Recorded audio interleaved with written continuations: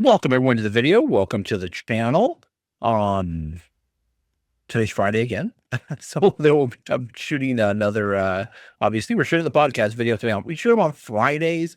They release on Saturday. So, um, lots and lots of stuff to talk about. I didn't really write any notes down to this week.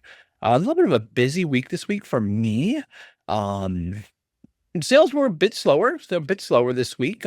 Monday, the weekend was great. Monday was great. Then Tuesday, things kind of a little hiccup on Tuesday. I think it was on Tuesday or Wednesday. No, I think it was Tuesday or Wednesday. There was that slight eBay glitch, which we'll get to a little bit later, which caused me to have to change all the settings on my camera. So we'll get into that. Of course, we're going to talk about the stock market and what's going on with tariffs and all that good stuff.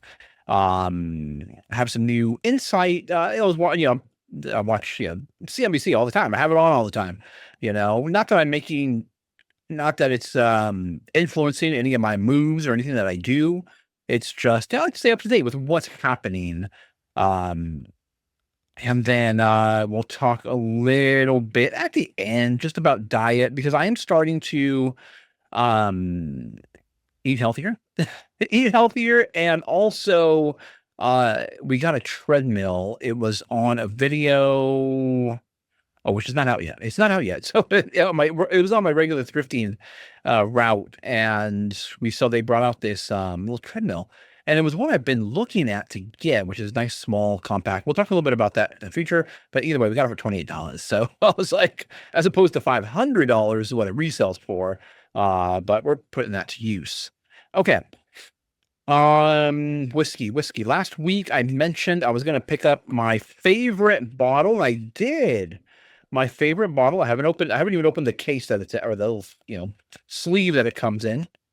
But this is how I get it. This is from Costco. At Costco, it's $65. And generally Costco is about around $10-ish or so cheaper than, if you go to like Bevmo or Total Wine. Although I think Total Wine's pretty cheap too. But I think Costco generally is right around $10 cheaper than all of them. So, let's straighten it out. But there it is. Oban 14. Really, really good. This is my number one favorite whiskey. Hands down for me. It's just one I could drink all the time. That's how I kind of rate it. Can I drink it all the time? Do I like it enough to drink it every single day? Yes. So here's the bottle. My voice got weird there at the end. But this is it. So nice. It's really, really good. If you've never tried it before and you're into whiskey, I highly recommend it. But I know Bond 14. This is so they are from Scotland, of course. But they are located West Highland. The gateway to the Isles. Isles mean Isla. So Isla, a lot of Isla whiskeys. And they're very distinct. Isla whiskeys are very distinct. And so they're calling themselves the gateway to the Isles. So you should have a lot of like Highland, a lot of Highland style of Scotch whiskey. Also, you'll get a hint of like the ocean style, like the hint of Isla's. But overall, it's just a really, really good whiskey. And like I said, it's my top, tippity top favorite whiskey right here. This is number one for me right here. Number one. Okay, let's crack that open. And for the cork snobs there, this is that looks real. Just quintessential. Scotch. It's not like an Isla, so you don't get the heavy, not all Islas are heavily peated smoke, so that's not in this. You'll get smoke out of it, yes, but it's not peated. But you get that a lot of people describe it as a funk. There's like a funk. It's like a sweet funk in Scotch, but you get the sweetness of it. So good, so good. It's not like a funk that is like disgusting funk. It's a good funk, kind of I think I kind of yelled there a little bit. Kind of like the funk you get from Parmesan cheese, but Parmesan cheese is really good. I mean, for those of you that like Parmesan cheese, Parmesan cheese is really good, but it has a funk to it. That kind of a funk. Not that it smells like Parmesan cheese. Got the stemmed glassware here, so let's give it a pour. Nice. There we go. All right. And there it is, a nice golden color, golden brown color. This will be really, really good. Oh, yeah. Yeah, it's definitely, I mean, it's Scotch. Classic Scotch whiskey, Scotch whiskey. Scotch still a whiskey.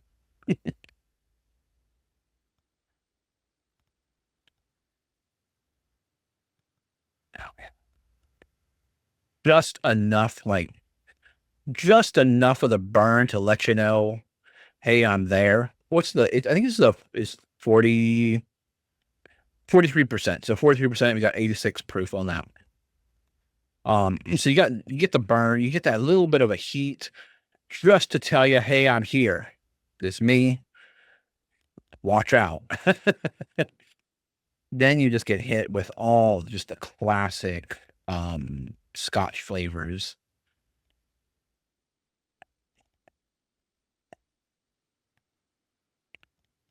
Sweet fruit, hint of smoke, not much smoke, a hint of smoke in there, just enough to balance it out.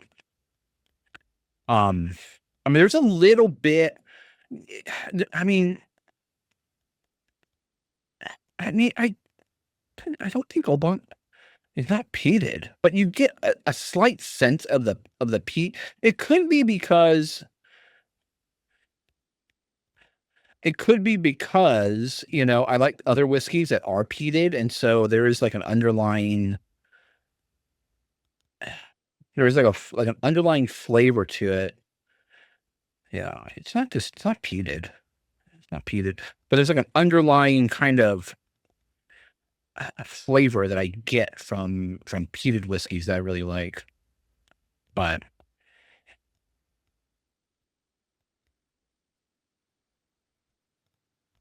nice sweet, but not overly sweet.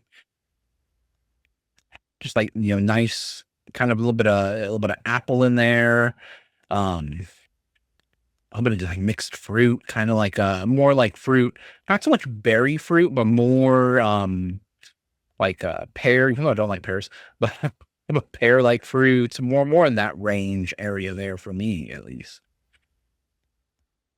This is just a nice Friday, relaxful little beverage here. It's really, I mean, trust me. Oban, if you're a whiskey person, you've never tried Oban, try it.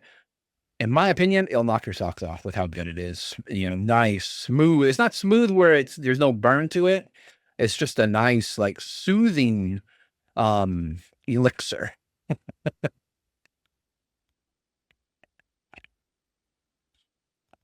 Hands down, my number one favorite whiskey. Number one, top of the list, number one right there. It's been a while. I have not purchased a bottle of Oban in, I think it's been over a year. I mean, I so much that just like anything, you don't want to you don't want to go overboard on anything. So even though I probably have gone overboard on whiskey, but you know, this is really, really good. Okay, let's put that over to the side, and we're going to jump into the what souls. That's what we do first here. I want to accidentally knock it over, so I'm going over there. Okay, let's jump into the what souls. What sold? I mean, now, this is not everything. This isn't everything I sold over the course of a week, but it's the cool, unique items that I think are cool and unique that you may or may not be passing up, or items to give a second look to, or items you don't think that may sell well, but they do. To keep your eye out for. Something just to keep your eye out for it. And right here we have a golf towel. Now, speaking of adult beverages, This is a Guinness. It's a Guinness beer. It's a really dark, rich beer. I do like black and tans, which you would have typically like you would have a Guinness in it, and then you would have another like an amber color type of beer. I don't think there's a specific type of other beer to put in it, but Guinness is what you would be using in a black and tan. And it is good. I do like Guinness. Just because I'm a heavy coffee drinker, and I do like chocolate as well too. And it's very coffee chocolatey to me. Um, but beer is just too filling. Like in the words of the Three Amigos, it's too filling. I guess. Um, yeah, and then that's why I'm not really much of a big beer drinker, but I will have a beer from time to time. But this was really cool. Golf Towel found this at Goodwill, I think. I can't remember. Polybag, this one. You really don't need any additional, you really, really don't need any additional, what do you call it? Padding with this one. So this just went in a standard padded poly envelope. And let's see here. This one sold for, sorry, I'm getting messages and stuff through my phone, which is why I typically have been writing it down, but as of late, I haven't. Um, just because. 1985 is what this sold for, and $5.80 is what they paid in shipping. So just really, really cool. I mean, I wouldn't necessarily go out and pick up all golfing towels, but just the cool, unique ones. Obviously, those associated with a distillery of some kind, a beer, a whiskey. Those are pretty much the big ones I would say, because I look at tequila branded stuff and it doesn't really it doesn't really sell as well as whiskeys or beers or vodka. If you watch the thrifting videos, I do pass up a lot of the Grey Goose cups now. There's just so many of them. So I pretty much stay away from those. But whiskey ones I'll always still pick up. Even if I add them to my collection, I still like them. So that was really cool. Cool sale. Unique. What did I put as this is did I put a toucan? I believe that's toucans. Yeah, I think it's toucan. So I put toucan in there. And it says Gilroy, not Gilroy, California. I don't know why, but it says Gilroy on the actual thing. So I threw Gilroy in there. Why not? It's on the label.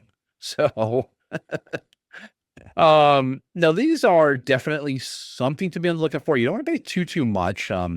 This one went for right around $11. 11.76 is what it sold for. $5.31 is what they paid in shipping. Is when it had a poly bag.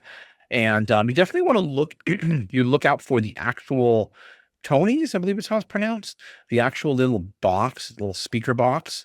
And I've never actually used one before with the figurines, but you put the figurines on there and it talks to you, reads you a book. I've never actually used one, but I have sold them before. I've sold them brand new. I did find a speaker that was used without any of the figurines. But the figurines still sell. Some of them do better than others. This one sold for $11. So, you don't want to pay more than 4 or 3. I think it's top dollar on this. But it is easy to list. It is easy to ship and everything. It doesn't take up much room. It's tiny. The latch up in here.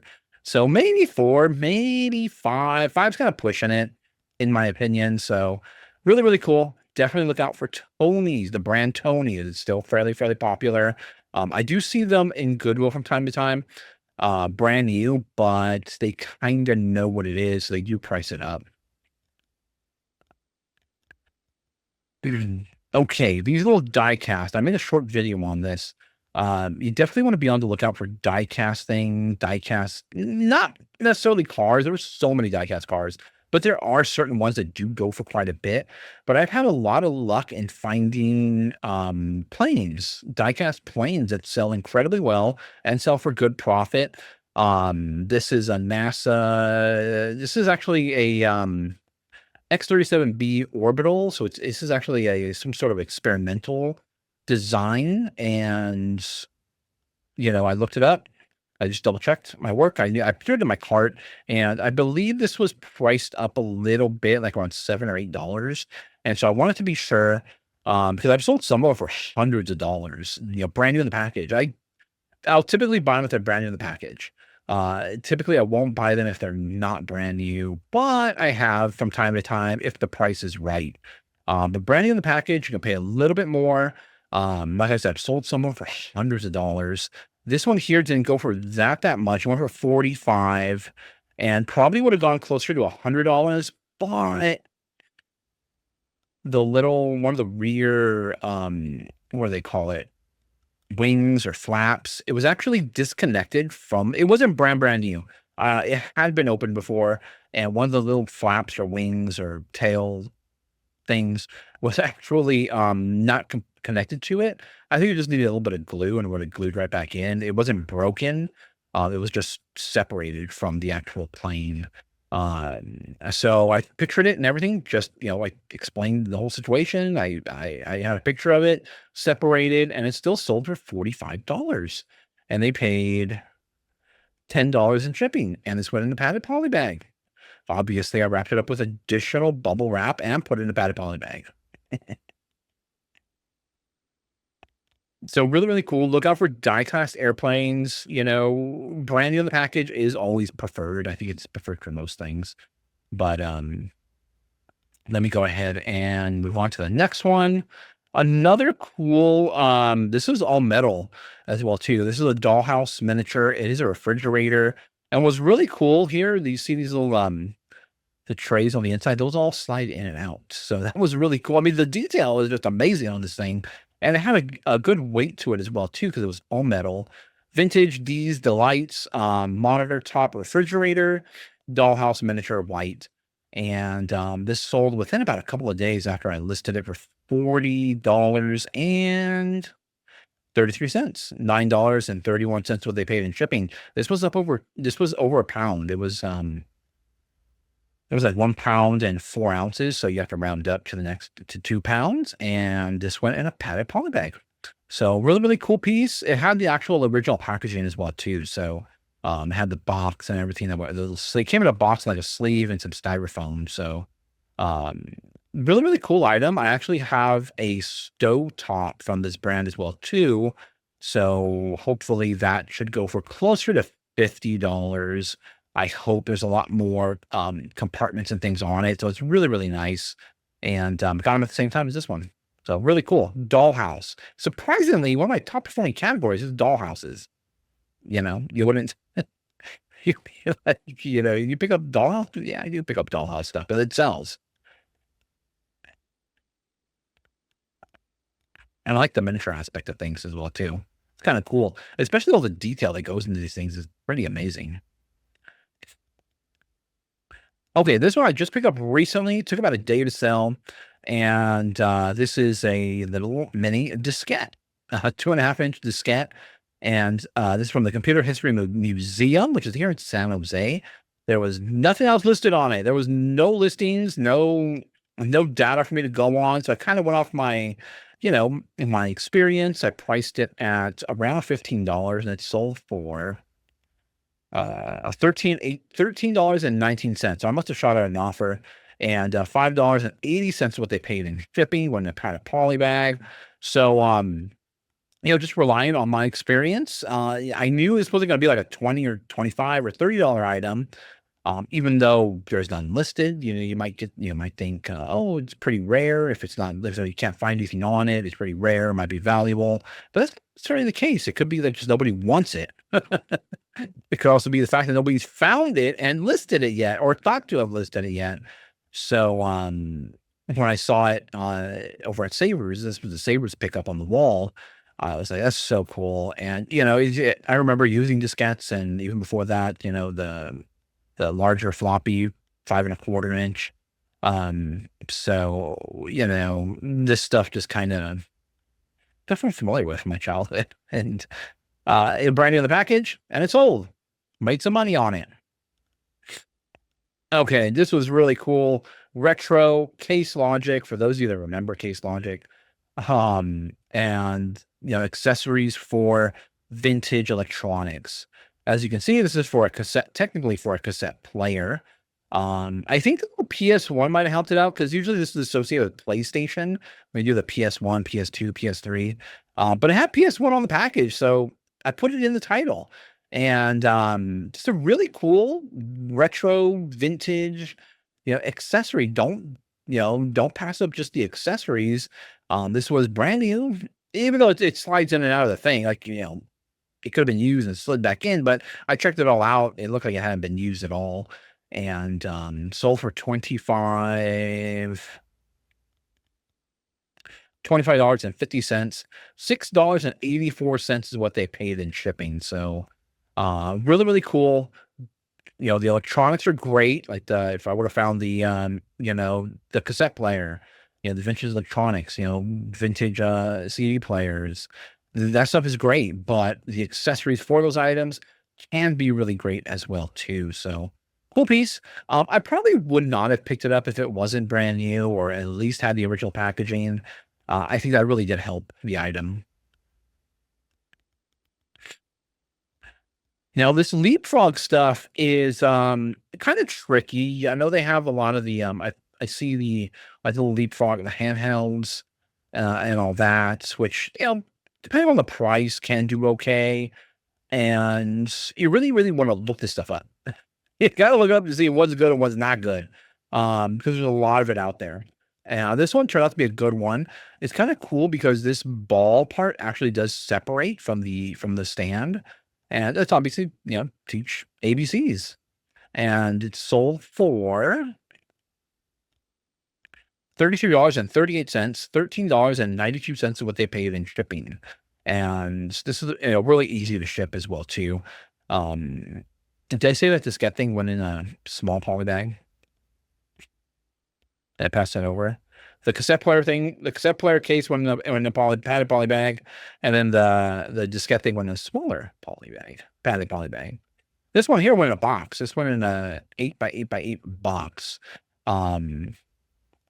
But just a really cool. You just have to look these leapfrog up, and Google Image will help. Google Image is your best friend when you're out and about. It'll help you identify items. It helped me identify a glass bowl. It's kind of a glass bowl slash vase, and it had no markings on it. It looked pretty cool. Scanned it with Google Image, and it was a Teleflora. So I stayed away from it. They're Terraflora, I believe. I can't remember. It's one of those brands you stay away from. They have some resale value, but for the most part, no. But so Leapfrog, you definitely want to look these up, and Google Image helped me out, helped me find the exact name of this item here, Discovery Ball, and really, really cool. So keep your eye out and look up Leapfrog. They do really well. It was a little older. This was early 2000s, which I didn't know Leapfrog was around back then. Okay, watches. One of my top performing categories are watches, and you definitely want to be sure that they work. You're going to get faster sales in watches if you can replace the batteries, which is the most part all they need. For the most part, all they need is a brand new battery. You can get cheap batteries on Amazon. If you go to a jeweler to have it done, it's going to be expensive. They charge a lot for a battery replacement, so wouldn't it be worth it if you're taking it to a jeweler to have it done? So get yourself a watch kit. Those kits will get you so far. They won't, let you open up Rolexes, which I saw Rolex over at Savers the other day. Not my local Savers, the Savers that's kind of far. And they had it for $800, which is a good deal. I checked it out. Everything looked good on the Rolex. And I mentioned this before about these high-end watches, and I really don't deal in them too much. Not much at all, but it's because everything can look perfect on the outside, but then when you open it up, all the internals, the movement on the inside just doesn't work, isn't a Rolex. And so you can sell it. Someone takes it in to get service. They open it up and they're like, this is not a Rolex. Then you're out. So, something you just have to watch out for. That's one of the reasons why I don't really, deal in that. Now, because I don't deal in it, because I don't have the equipment, first of all, to open it up, and the buying cost is really high. I mean, the watch was $800, which for a Rolex, it was an Oyster Day Date with a Jubilee bracelet, mind you. So we're talking, $7,000, $8,000. If it has box and papers and everything with it, we're talking up over 10 grand. It was a really, really nice watch, and I definitely feel it was a legitimate Rolex. But you really can't be sure unless you open it up. Um, then it costs money to take it to someone just to look at it. It's going to cost, quite a bit just to have someone, an authorized dealer open it up, inspect it, and let you know, confirm that it's real or not. And if you get the bad news there, you're spending quite a bit of money there. All right. Either way, it's a designer brand, Giorgio Armani. It's not like crazy, Giorgio Armani, the clothing, but like some of the accessories, they don't really go for that. I mean, brand new, this is probably a few $100s, but on the resale market and so many years later, $42.98 is what it sold for. Padded poly bag, $5.14 is what they paid in shipping, but really cool. If I recommend, if you do want to get into watches, get yourself a kit to be able to open them up and replace the batteries. Amazon, they sell big old packs of batteries, really, really cheap. And just start stacking them. When you need a battery, just instead of buying just one battery, buy a whole pack of batteries, because a lot of these watches take the same battery. And so when I got this one, I got 5 or 6 other watches when I bought this one here, including an Invicta watch with diamonds, mind you. And the Invicta watch, I was able to take that one apart. Those were a piece of cake because they have 4 screws at each corner. Um, so I replaced the battery on that one. The other watches replaced the batteries in those, and they all took the same. Oh no, the Invicta took a different battery than these other ones. So I used all the batteries. Not all the batteries, but I used batteries I had already for these watches. I did have to order a special battery for the Invicta watch, but I got a big pack of them for I think like $8 or so. And so now I have those in the event I ever need to change a battery of that size. So that's the way you do it. But this is a really cool, just classic watch. Classic design, neat, very cool. The leather was in great condition, and we sold it. So really cool. I like selling watches. Okay, brass shoes. Now you can't pay too much for these things, but they they tend to sell really well, surprisingly. Or dipped. I think they call them bronze, but I think they're copper dipped. What did I say? Did I say brass? No, not brass. These are copper dipped. Um, as you can see, I put copper on there, but just really cool. I got 2 of these, and I already sold the other one, and this one sold as well too it didn't go for a crazy amount, $26.56, $11.71 what they paid in shipping. But I have sold just the shoes before as well too. Sometimes you find those can do really well. They're priced well as well. So you can't pay too much. The other thing about this piece in general, first of all, I was missing something right here. If you see on the mouse, oh no, the mouse is on my side. So if you see right here, something missing there. I'm not sure. Maybe a nameplate was there, and then the height of this was kind of. I really wanted to use my 12x8x6 box for this, but the height of this was just kind of not right for that box. So both of these that I had to go in a 12-10-10 box, which no big deal. I keep those in stock all the time. They're not a size I use often, but again, it comes in handy. And it was a little too oversized for this piece, but it's what I had. It was what it was gonna fit in it. It didn't, cost me any more. Those boxes don't really cost that much. Um, they're fairly inexpensive for the 12-10-10 boxes, and I get my stuff from Uline. And it wasn't gonna increase the shipping costs at all for these pieces. So I figured, all right, I'll just use it because it'll get there safely. So really cool. Keep your eye out for these things. Don't pay too much. They might sit for a while, but they do sell. Now, there's another cool thing, and I sell these quite often, and they're just little key.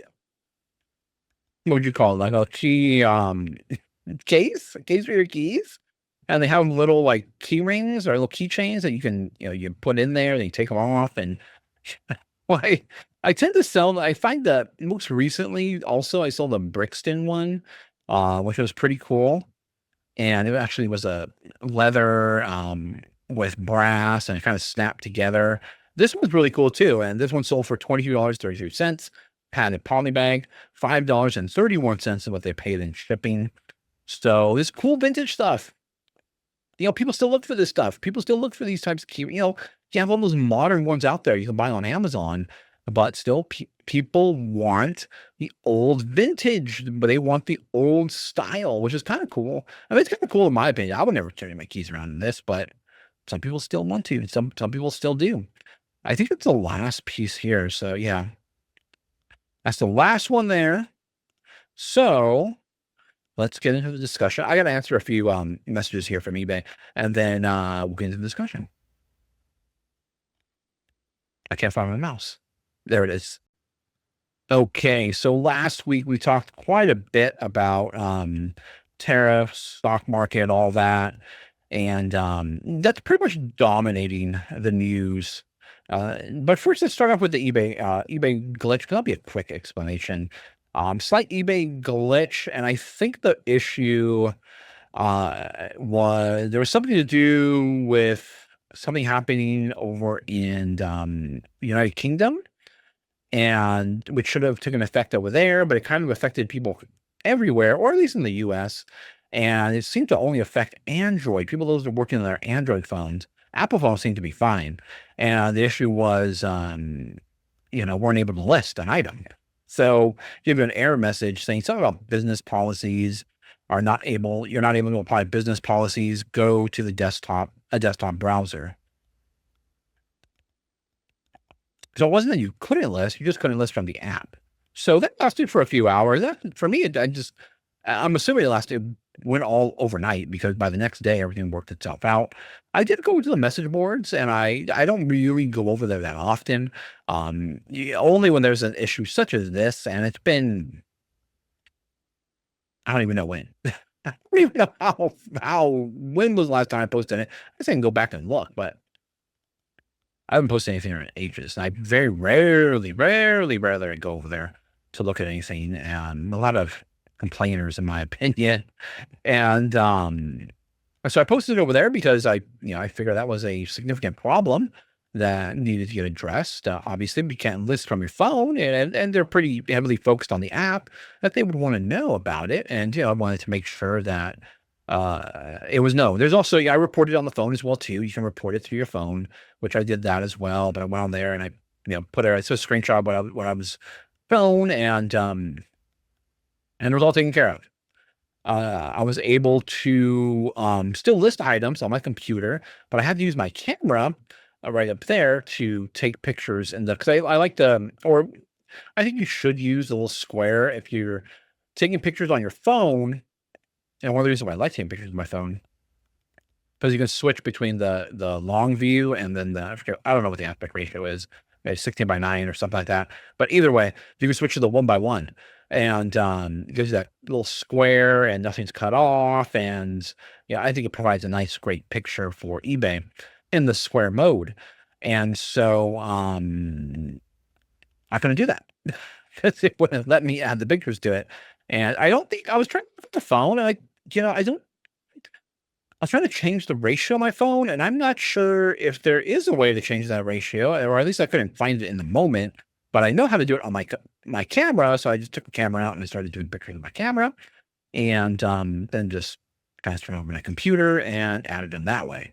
So piece of cake, quick workaround, and then by the next day, everything was perfectly fine, back to normal. That's usually how these issues go. They're usually addressed pretty quickly.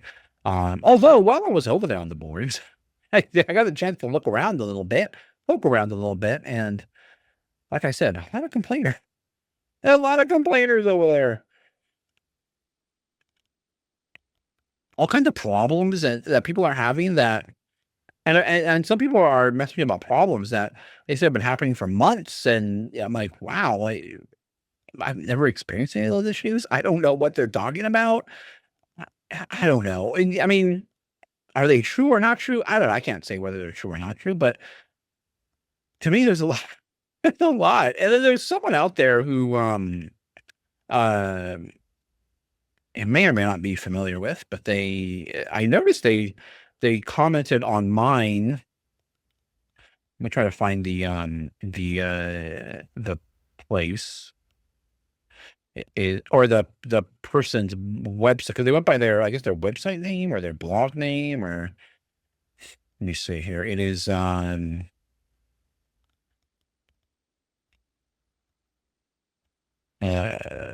yeah, it was the e-commerce bites. And so I noticed that they are all over the place. They had like the superstar rating for comments, and I'm like, and they like commented on my life swiftly. I'm like, wow, are they just, are they just cruising these boards all the time, 24/7? I was kind of shocked at how quickly, you know, and I recognized that when when I saw the name on there, I was like, oh, I recognize exactly who that is. Um, and, what happened to them, obviously, I mean, if you can look it up, e-commerce bite story, definitely should not have happened to them. Yeah, I'm not, and but just the fact that they're, cruising these boards all the time, I was like, wow, that's wild. And it seems like they're on there all the time, 24/7. So, that was a little interesting. But, lots and lots of, toxic stuff there on those boards. I'm like, "Wow, yeah, I'm out of there." I dropped my stuff, my info on there, and boom, I'm out. Um, just so that way they know, just so eBay knows what's going on, and, make sure, they're aware of the problem. And I guess they got it all fixed. I don't know that many people around, yeah, at least, in the United States that, that lists 2 a.m., 3 a.m., 4 a.m., but I guess there's probably some people, that do that. I don't know many people that are awake at that hour to be doing those things, but, yeah, if it was down around those hours, I don't know, but by the next day, next morning, everything was good to go when I got up. So that was, that's one little issue. As far as other reselling news, there's not really much out there. Um, I'm out there. I'm watching videos, trying to find, topics, trying to find things to talk about, but not really anything really exciting, really.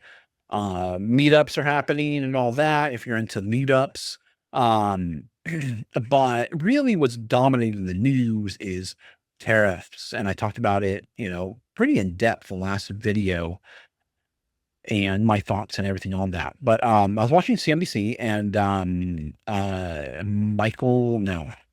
Uh, Uh, just looking here because I did take a little bit of notes on it. Oops. No, I bypassed it. There we go. Steve Eisman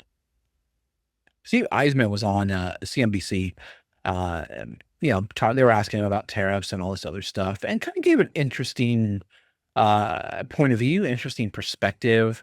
And he was talking really about middle America and how, you know, uh, the trade deficit, which we talked about in the last video, really does hit harder in the middle of America, not so much the coastlines and the coastlines tend to be, heavily populated. There's a lot of, people, in California, there's a lot of people in New York, a lot of people in Florida. Um, and specifically where I'm at in California, we have a lot of tech companies, right? And a lot of tech companies are, they manufacture stuff overseas. And we also have Nike up on this side, over in Oregon. And where do they manufacture? Overseas. And so, he was bringing up an interesting point of how this really hits home with people from Middle America, and those are the people that really uh, voted or pushed or threw a lot of their support behind Donald Trump because he was going to come in and yeah, at least help those people, help the working man, the blue collar people. Um, and he, his reasoning behind it was, he's visiting all these places. He's, talking to these people down there, people that are, at the ground level, people that are at the, you know, what do they call it? People that are, what am I looking for? Front lines, people that are there on the front lines. And he's talked to these people, and how much, how easy it is for China and other countries to get items in here and to get items into our country so cheaply, how much it affected those people and their jobs and how much it means to them to bring jobs back to this country, bring manufacturing. And when you hear on the news, it's really, really kind of a little bit, I wouldn't say bias, but a little like, especially with CNBC, you hear about all these big businesses, how it's affecting, people like Nvidia, people like Apple, other big name companies. I'm just mentioning the big ones, the ones that are in the news all the time. But there's more. There's a lot of them. But you don't really hear how it affects, those people that are in the middle of America, small businesses that are trying to make it. And, I was thinking about it and I can kind of relate to it because, not that I'm any, I'm very, very small, tiny, minute. Um, but, and it kind of ties into a little bit what I'm hearing about, not just about tariffs, but just about fair trade overall. And the difficulty, so when you're shipping an item overseas, shipping something overseas, the cost for the buyer, the person buying it, we're talking a little about eBay here. So when if someone buys something internationally from me here at eBay, the cost is incredible. I don't even see the cost. And some people can. You can set up your international shipping however you wish to. I tend to go through the eBay International Shipping Hub. They make everything very easy and don't like to worry about anything. They take care of how much it costs to get to the person because the cost is incredible. And one thing that's been coming up is called the VAT or the VAT, which is called the value added tax. And that's on European countries or the EU. And in some of the what I'm hearing about fair trade, not just about tariffs, but making it easier and cheaper for people in other countries to get items from United States companies because it's not just tariffs. There's all these other fees that are stacked on top of it. You have the VATs and you also have duties, import duties, stuff like that. Yes, we have that too here in the United States, but it's so easy to order stuff from places like Temu and Shin. I mean, those are the most, the ones that are in the need, but there's plenty of other ones, that people can take advantage of to get items into the United States at such a low cost, low to no, low to almost, in my opinion. I used to get stuff in penny. It was barely even, it wasn't even $1 to get items shipped over here per item, not per individual item, that is.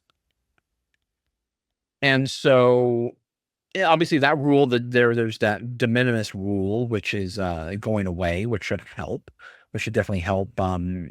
Yeah, well, I mean, I don't know if it'll help exports or shipping items out overseas, but it'll kind of uh, maybe make people think twice about ordering from somewhere place like Temu and maybe ordering locally from the United States. Because to ship things around within the US, piece of cake, no big deal.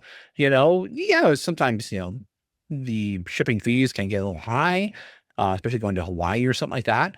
But it's nowhere near what it costs just to get something over to Canada. It's incredible. Um, I don't even want to know. Like I shipped out a whole golf set one time to Canada. I don't even want to know what it cost them on the other side. It was probably astronomical. Um, and then I've had people ask, can you, change the value on the item, right? Like change so that way they don't get hit with a huge fee of any kind. And because I go through, the international shipping hub, I have no control over that. Not, not that you want to circumvent things, circumvent other rules for other countries. But people do ask that on eBay of sellers. So there's a lot that goes into us in the United States getting items overseas and a lot of fees, that is. There's a lot of fees. And Sometimes it's just maybe somebody wants it. And I've had this many times where someone will buy something, but they won't pay for it. And they'll get a message saying, oh, you know what? The shipping fee is just way too much. And, obviously if we're selling 10, 15, $20 items, they're not going to spend the crazy amount of money just to get it shipped to them, unless they really, really want it. Um, but yeah, being here, if- looking at what I do and trying to ship items overseas, I know that there are certain hurdles to that. And I brought this up to eBay one time. I talked to when was I over there? I was over there at eBay about a year and a half ago now or so. And I was talking to one of the growth advisors there at eBay and talking to them about international shipping and, trying to grow international shipping, and is there some sort of way around it? And there's really no way around it because all these fees are, government. That's how the government makes money. Those governments make money through the VAT, through the VATs, value added tax. That's how they make money, right? Um, on these import duties, and so nobody. You can't really tell a country, change the way you make money, right?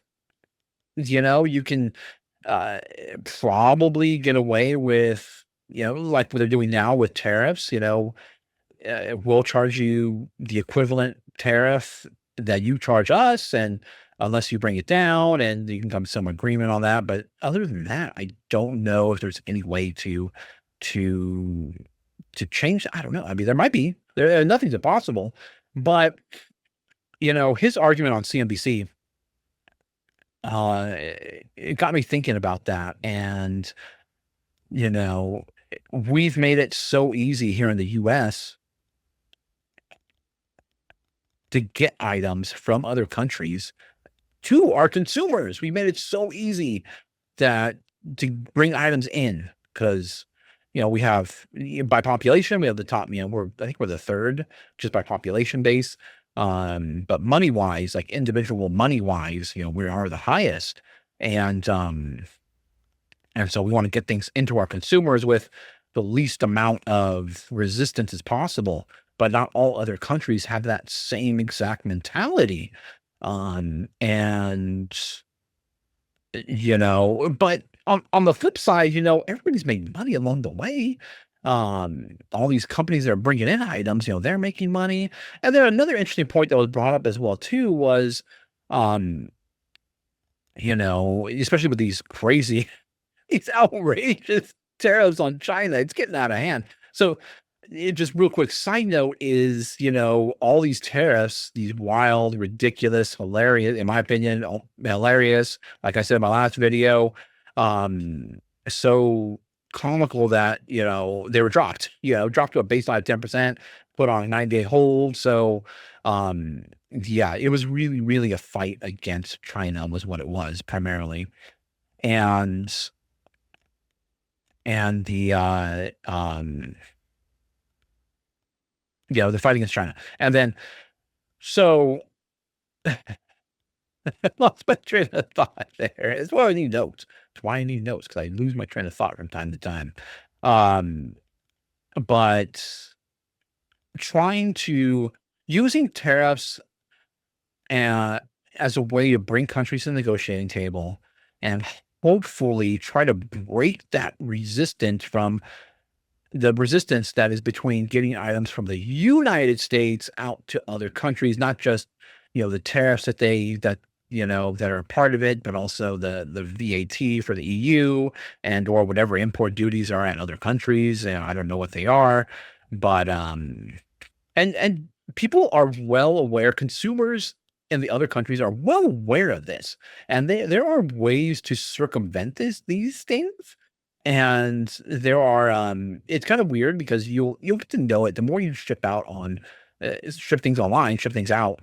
You'll see things go to airports or other ports, like shipping ports, and you'll see items get delivered out there. But then you'll see they'll get delivered out there like somewhere in Oregon or maybe somewhere in Florida, a couple of places where I'm aware of.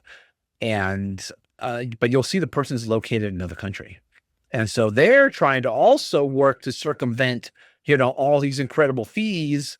And, they have ways to get around it as well too. So everybody's trying to look to get items that are very, very cheap.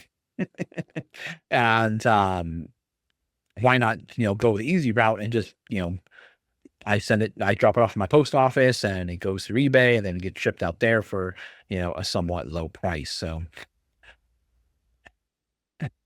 there's a lot that goes into it. And oh, that was it. The other point that it came to me.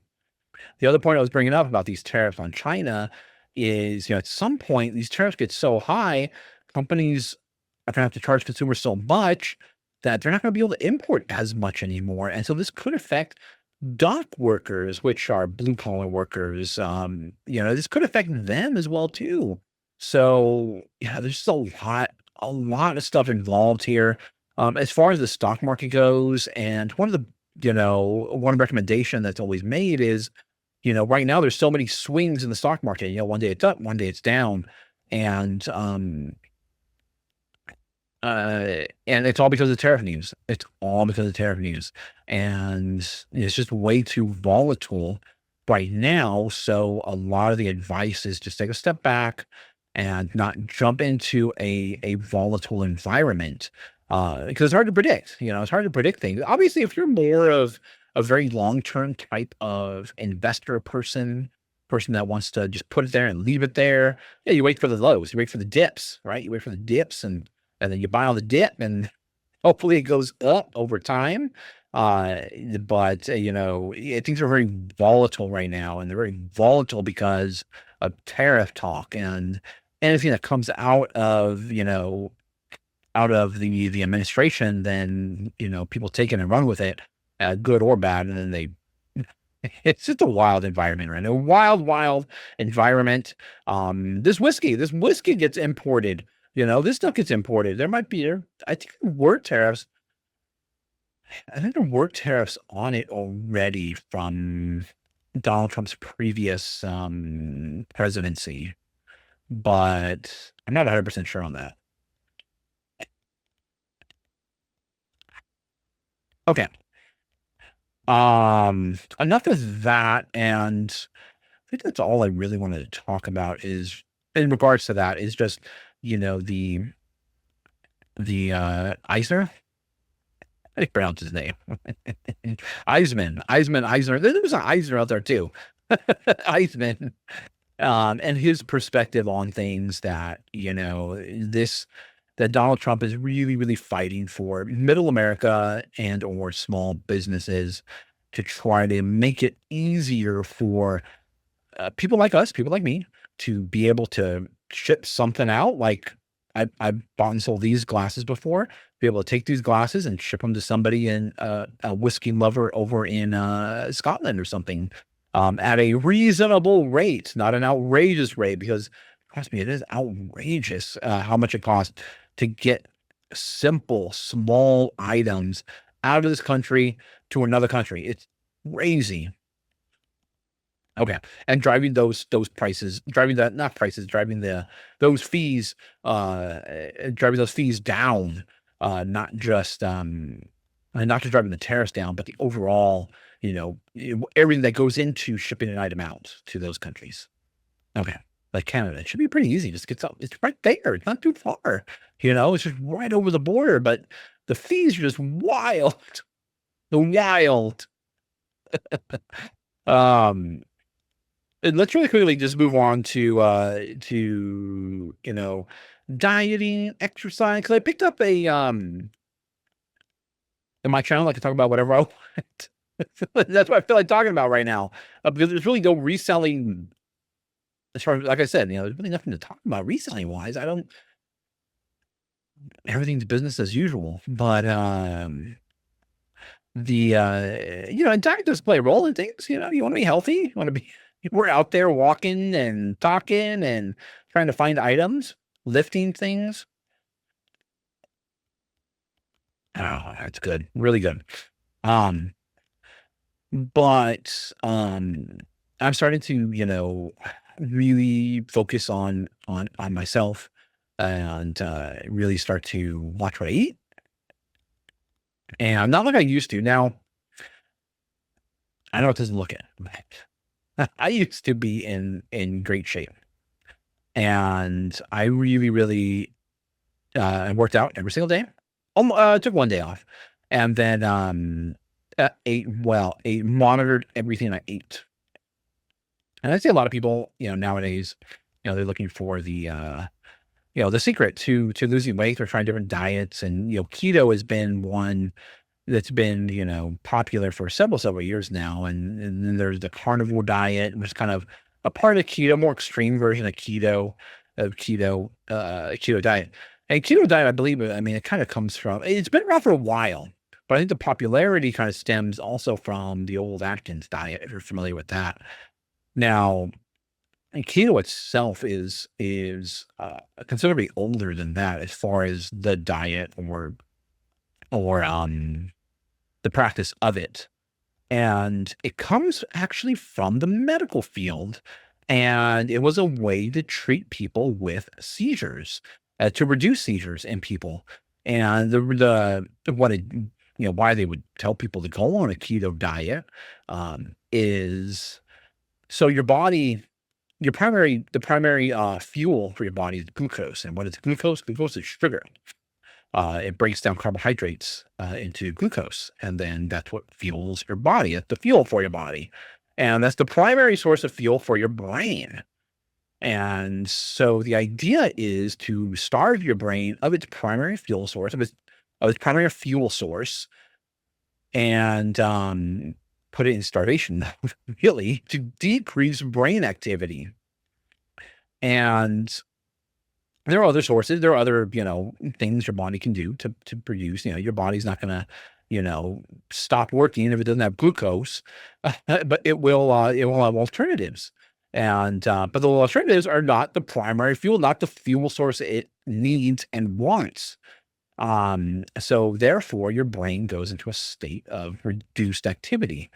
And a lot of people, when they go on keto, they say, "Oh, I've been, you know, uh, more clear, more clear. I can think better, more clarity, whatever." But really, it's just a reduction of brain activity in your brain. I don't know. I want the most activity in my brain as possible. I don't know if I want, I don't know if I want reduced activity. Um, but that's one of the side effects of being on the keto diet, and one of the reasons why it exists. Obviously, that was before we have, a lot of the modern medicines that we use to treat it nowadays. But one of the side effects also too is you tend to lose weight. But in reality, I definitely believe that a lot of diets, and especially keto, just because keto is, the hot one, right, is, you start to pay attention to what you're eating, and you really start to portion control. Now, when I was, in shape, I wasn't necessarily dieting. I wouldn't call it dieting. It was just what I ate. It was just normal to me. And portion. It's all about portion. It's all about knowing what you're eating, knowing what you're putting in your body. Staying away from foods that are heavily refined or that have a lot of other things in it to get to the end result, right? You want it as pure as possible. Complex carbs. Talk about complex carbs, but really it's just eating unrefined carbs. Because your body is basically a refinery. Think of your body as a refinery, right? And if you just put in sugar, and it doesn't really take much to get it into glucose in your body, and so that causes spikes in blood sugar. Um, and so one thing I would do when I was, doing dieting, I would stay away from basically sugar and heavily refined items. I was working out, weight training and everything, so, I tended to eat more proteins, just because, my muscle fibers required that because I was training heavily. And, but I also needed plenty of carbohydrates because I needed fuel for my workouts. And you also need fat too. Fat, all your cells in your body need fat. You need fat. So you need all three. You need carbohydrates, you need fat, and you need proteins. Your body can operate, I think you run into some serious issues if you don't have fat. Also protein as well too. Carbohydrate, your body can, obviously we store fat. We store fat. Your body can turn fat into fuel, into energy that it needs. Um, but your body wants glucose and your brain wants glucose to fuel it.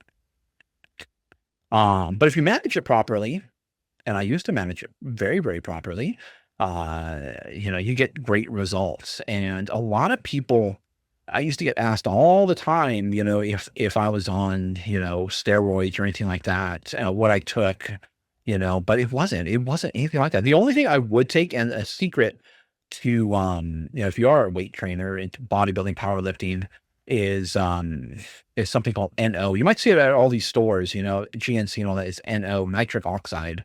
It's naturally produced by your body. And you can't take, nitric oxide gas. You can't take that. You can take the precursors to it, or you can eat foods heavy in nitrates, which are, vegetables, fruits and vegetables. Um, but I used to take the precursors, mix it in a drink before, I would heavily weight train. So that way, I would get a boost in NO. And that's what really, really gives you a good pump, as they call it, in weight training. A good pump, that gets you to that last, you really crank out that last, that last rep. You can get that last rep, that it's fairly, you can complete that last rep, right? It gives you that energy, that boost of power. It really kind of, if you overload it, that's the thing. You gotta, your body naturally produces it, but you gotta, overload it, and then you kind of get that almost superhuman type of feeling when you're in the gym. If you're in the gym, I mean, if you just take it and you're not doing anything, it's not going to do anything for you. Really, you got to really be putting it to use. You could, drink it, and then if you sit on the couch, it's not going to give you any more, of a boost in energy or anything like that. You got to put it to use. Your muscles got to be put to use, and then you'll feel the effect of it. But it really does help in boosting, your energy levels. It gives you that extra pump. It gives you the extra, that last rep. It gives you that last rep. So definitely a little secret tidbit of information there if you are interested in, or if you do weight train or anything like that. But that's the thing I would take. Otherwise it was just diet and exercise, proper diet, a proper balance of carbohydrates, fats, and proteins, and moving and working out and working out. You got to add the working out. So when people go on these diets, such as keto and everything, it's not necessarily, yeah, it is the diet. It's obviously the diet that's helping, but you're more aware of what you're eating. You're more, like when you go out to eat, and what's the biggest thing that the most they give you is like bread. You go to an Italian restaurant, you get a bunch of bread on. You go to Cheesecake Factory, you get as much bread as you want at cheesecake. You get the buns. They just served the, you get a burger and fries. What's the, you got the burger on one side, and then you have the fries on the other side, right? They overload you with carbohydrates, and which we don't need. We don't need that. It's way too much carbohydrates. And not only that, the carbohydrates are cooked in some sort of fat. So now you're getting carbohydrates with a bunch of fat. And so you got a high calorie count there. But but really, if you're also like keto and you start going out, you start to think, all right, I gotta make better, different options. And so maybe you go with a steak.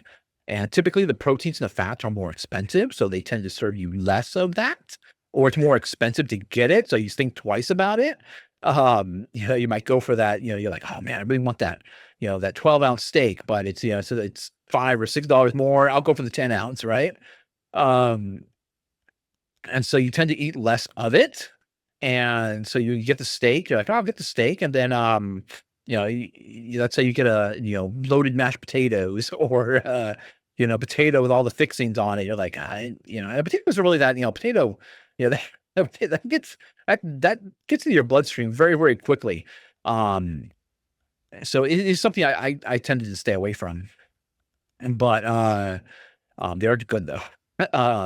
But so you tend to go with other options, and you're like, maybe I'll go with a little bit of butter and broccoli. And now you're going with broccoli. You're going with better, healthier options, right? And I do believe broccoli is I haven't really studied the keto diet that much, but I think broccoli is a you tend to stay away from a lot of carbohydrates, obviously, in keto. But I think broccoli is okay to eat in a keto diet. And so you tend to make different decisions, different choices. Your choices tend to be different because you're constantly thinking about it. You're thinking about the diet. What can I eat? What can I not eat? And, when I was younger in my 20s, it wasn't even thinking about it anymore. It was just done already. It was in the background of the reflex. I was constantly monitoring what I was eating. When you pay attention to the serving sizes, you know, um, you realize, wow, I'm eating way too much. I like cereal. I thought I'd have cereal, but I would, give myself a proper portion of cereal. And it's really not that much cereal when you really look at it, what you've been eating over the years as a kid as and then when you get older, when you actually serve yourself the appropriate, serving, it's like, wow, it's actually not that much. Um, and so just paying attention to that. Popcorn is a really good one. Popcorn, there's really a much, value nutrient wise, but it's a lot of volume. You can get a lot of volume of the food. And that's another thing too, is the volume. There's a big difference between a 10-ounce steak and 10 ounces of popcorn. 10 ounces of popcorn is you can get a big ball, and a 10-ounce steak is like this big. So, you just start when you go on a diet, you just start thinking about these things. You start researching these things, and then you start to make better choices. So the diet in a way does help you. But ultimately, really, you're being more aware. You're being more aware of what you're put into your body. And obviously that's what I need to do more of now. Um, I've kind of been in a whatever kind of thing, it's, yeah, I'm not gonna, I haven't had the real urge to go out snowboarding or hiking or paintball, the stuff I used to do. And some of the reasons why I would stay in such great shape is because I was doing this at such a high level. And you need to be in good shape to be able to perform at this high level. But nowadays it's more just about being healthy, being, uh, you start to get, as you get older, things start to slow down. Time doesn't slow down. You start to slow down, and, the energy levels start to go down, decrease. And so, I want to get, back to a healthy state. I won't be as, ripped as I used to be, but that's, not absolutely necessary. I probably won't go to a gym or anything like that again. Um, I'll probably just stick to, like I said, we got a treadmill, stick to, you don't really have to run, you kind of burn the same amount of calories running versus walking. So you can just go for a good brisk walk, good, steady, brisk walk, and you get the same effect, from that. Do squats. You can do a lot of stuff just at home. You really don't need to go to a gym. You really don't even need to really buy weights. Um, you can just, doing squats at home. Uh, Push-ups, sit-ups, go outside for a walk, or run, whatever you want to do. You really, really don't need to go to the gym at all. And watching what you eat, watching what you eat, keeping track of your calories, keeping track of how much you're eating. And in my opinion, eating a well-balanced diet. I just think nowadays we just don't need the amount of and when it comes to carbohydrates, proteins, and fats, we just don't really need that much carbohydrates nowadays. We're not out running marathons anymore. We're sitting in offices, sitting in cubicles, sitting at home. We're not, using up all that energy. Your body's still using energy. Believe it or not, you're still burning calories just sitting around, burning calories sleeping. You're still burning calories. You're just not burning a lot of calories. And so therefore you don't need a lot of carbohydrates. And then those carbohydrates end up getting turned into fat for storage for potentially later use, which we just go right back to more carbohydrates. And I mean, other things you have to think about is, what you add to your food, that you add oils to your food. You add, when you fire up your pan, what's the first thing you put? You put an oil or a butter, and that has calories in it too. So, just a lot of things to think about. Everything's a lot of things to think about and process, just things you don't necessarily think about that could be adding additional, calories to your food that you don't necessarily need. But okay. Didn't think you'd be talking about diets on a reselling channel, but hey, we all got to be healthy. We're all still humans. And I think I got to everything I wanted to talk about in this video. And hopefully there's some more reselling news and more reselling stuff I could talk about. Other than the little eBay glitch, there was really nothing. So nothing really exciting at all. But I'll come up with something reselling. I'll come up with something real, like real reselling discussion at the end of this video next time. Otherwise, that's gonna wrap up this video. Oban, again, my number one favorite whiskey. If you're a whiskey person and have never tried it, definitely try it. If you want to break into whiskey, it's a great whiskey to break into as well too. It does have a little bit of a burn, a little bit of a heat to tell you, hey, I'm here. Look at me. Pay attention, and I'll be a delicious beverage for you. And it is really, really good. But with everything in life, everything, not just whiskey, not just food, not just buying, not just shopping, everything in moderation. All right, that's the end of the video. Hey, you've made it to the end. Thank you guys for watching. If you enjoyed this content, please like the video by hitting the thumbs up. Subscribe to the channel by hitting my little round icon down below. It really does help us out here. Also, you'll find a couple of selections. You'll see a playlist of videos to watch and my most recent video that I did upload.